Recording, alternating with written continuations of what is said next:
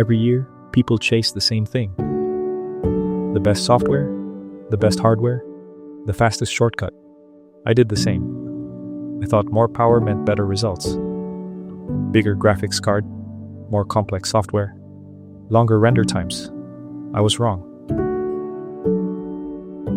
The real problem wasn't quality, it was friction, and that's what we need to fix.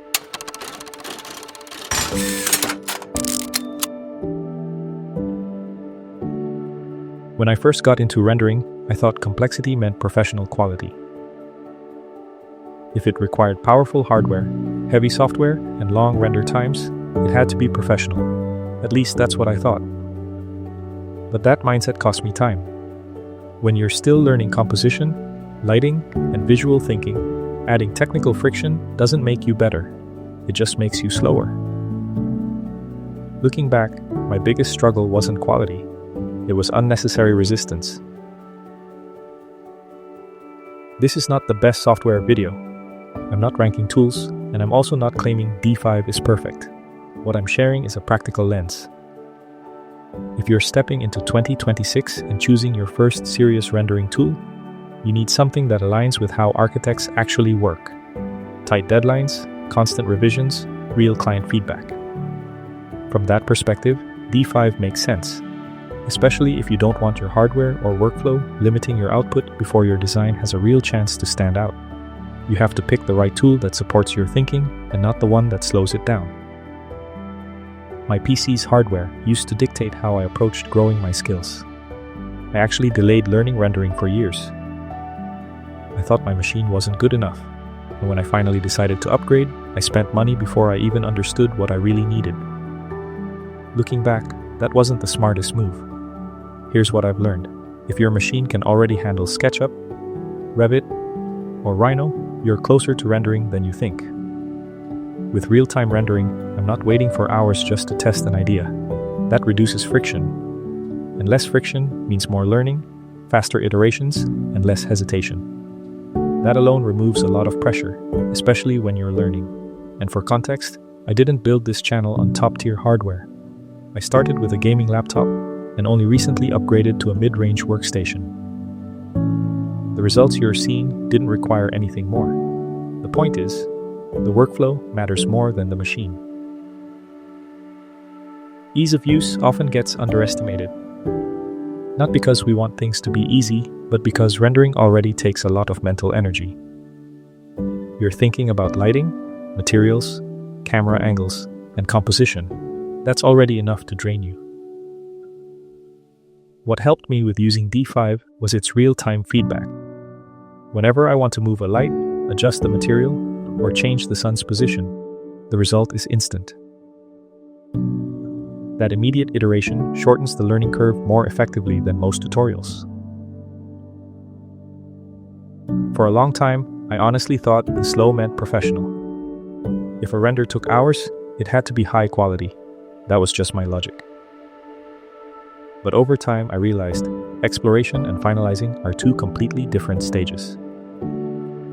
When you're testing massing, scale, or mood, you need speed. You need quick feedback. You need to try things without feeling like every decision is permanent. Slowing down only really makes sense when you're locking in the final image. What I care about now is flexibility, being able to move fast when I'm experimenting, and then slow down when it's time to polish. That's something I wish I understood much earlier. Another thing that held me back before was commitment. Expensive licenses, long-term subscriptions.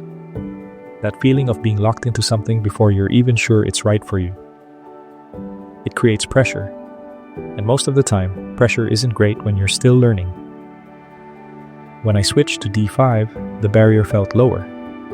I was able to start using it seriously without feeling like I've made some huge absolute decision. And honestly, that matters more than most people admit. I'm generally cautious with using artificial intelligence. I don't think it should be making creative decisions for us. As designers, we're responsible for the direction, the logic, and whether the solution actually makes sense. What I appreciate here is that the AI features feel optional. They support the process instead of replacing it. I'll use them to explore lighting, find assets faster, or get unstuck early on, but they're not designing for me. Sure, it helps move ideas forward, but it doesn't replace judgment, and that's the balance I'm comfortable with. If you've watched my previous video, you probably know how much I value uninterrupted workflow. Constantly switching tools, waiting for renders, or breaking focus every few minutes slowly drains your creative energy. When everything feels connected, you naturally stay in constant flow. Your thinking becomes clearer. You experiment more freely, and that creates a ripple effect. You respond to clients faster, catch issues earlier, and spend less time going in circles. In a professional setting, those small efficiencies compound. It's not really about rendering speed. It's about creating stronger visuals, getting approvals faster, and keeping projects steady. That's what actually drives the business.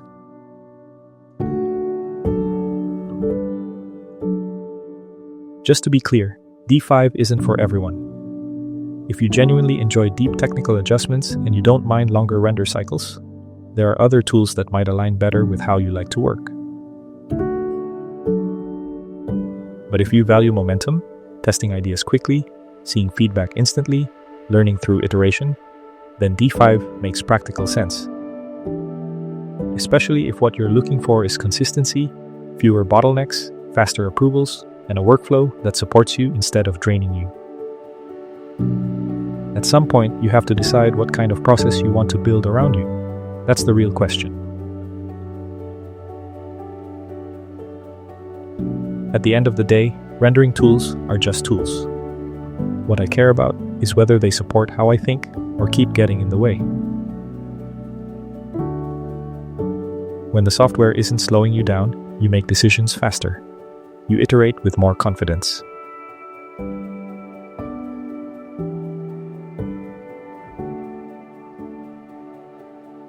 If you found this video helpful, make sure to check out all the free and premium resources linked below.